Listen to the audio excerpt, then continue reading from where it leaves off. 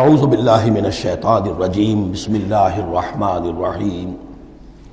لن تنالوا البر حتى تنفقوا مما تحبون وما تنفقوا من شيء فإن الله به علیم۔ اس آیت کا حوالہ میں دے چکا ہوں آیہ بر کے ضمن میں کہ یہ جو نیکی ہے